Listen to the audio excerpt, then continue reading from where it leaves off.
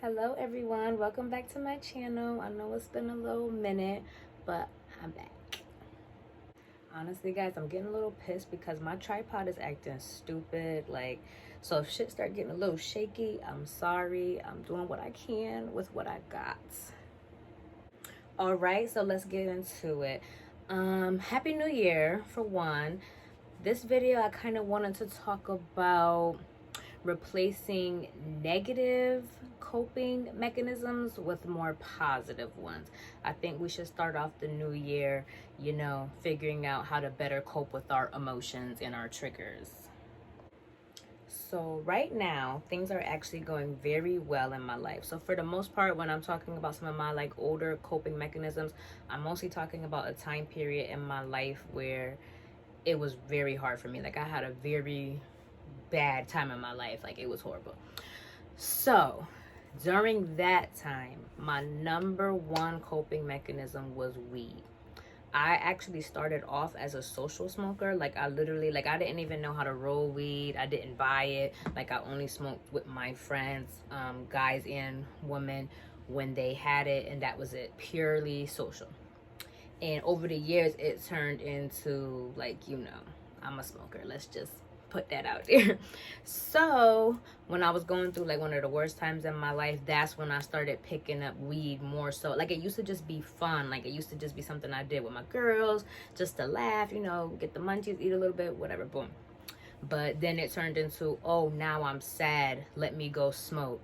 I'm mad as fuck right now, I need to go smoke. And and it even came to the point where I wouldn't even allow myself to feel any type of emotional discomfort. As soon as I started to feel sad, I smoke in my basement. I would run to my basement and smoke. I didn't want to feel anything. As soon as I started to get pissed or angry, running downstairs to smoke. So yeah, the next one for me would be sex. So there was a point where I was using sex as a stress reliever. I'll be going through shit, and if one of my old niggas hit me up at the right time, they was gonna get it, because I was stressed the fuck out. And yes, I was gonna smoke a spliff and head right on over there. Yes, I was. I have no shame. So I definitely, or just engaging in casual sex that I knew was meaningless casual sex. Some of it might have been good, but it was meaningless. But at the time, it made me feel good, and it distracted me from whatever was going on at the time. So, and another one that I would say that I still do to this day would be TV. So I've always been a TV and movies girl. Love it, love it, love it.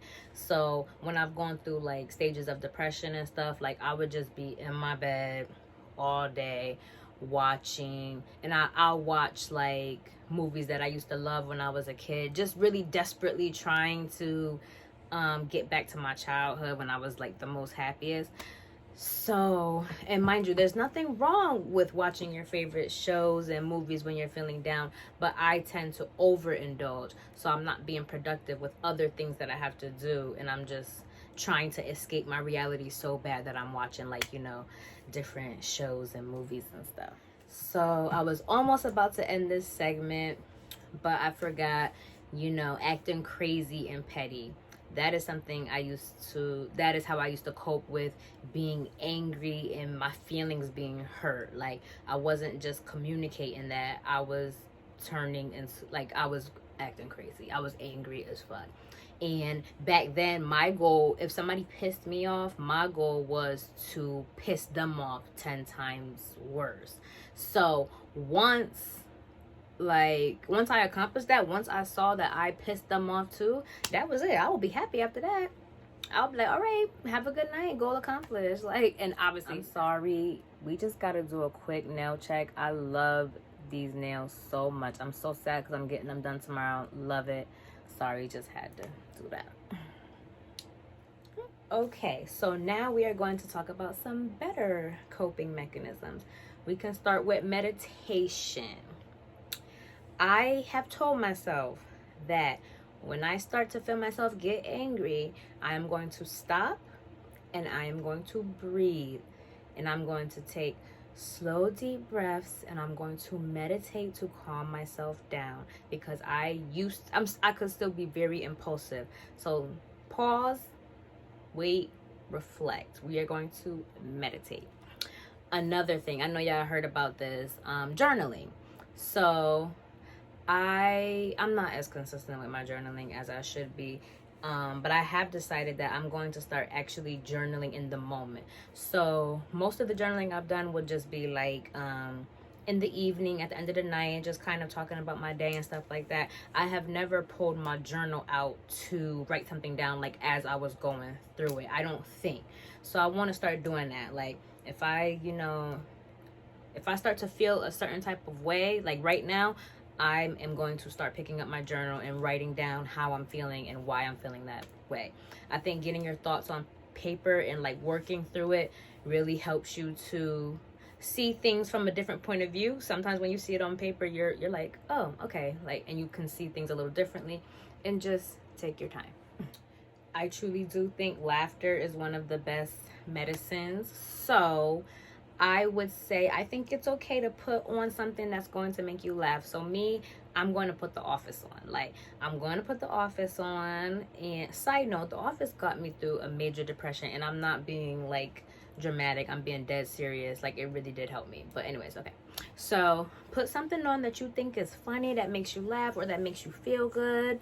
I think that's okay to a certain extent. Let's not get fixated on that.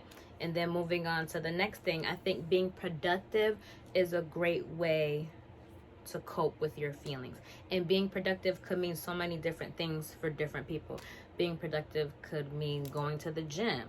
So that's a good one. Like if you upset, you better get you a punching bag and start punching that shit. Like, but go to the gym, work out all of that, all that negative energy, work it all out and leave it right there at the gym. So going to the gym, anything that has to do with your job, if you're trying to move up the ladder, or if you're trying to I don't know, learn new skills in your trade, do that. Do some studying, reading.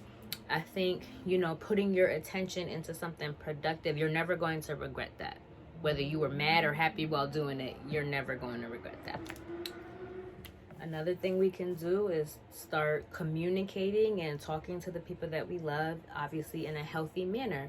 So if you're just venting to a friend, like if you're like, I need to call one of my friends, call one of your homegirls. We're getting older, so sometimes we don't really have that much time to talk. But if you have 5-10 minutes, call up your homegirl, vent to her about the situation. I always feel so much better after I call my friends. After a FaceTime calls with my best friends are healing, okay? Like, I always feel better after calling my friends.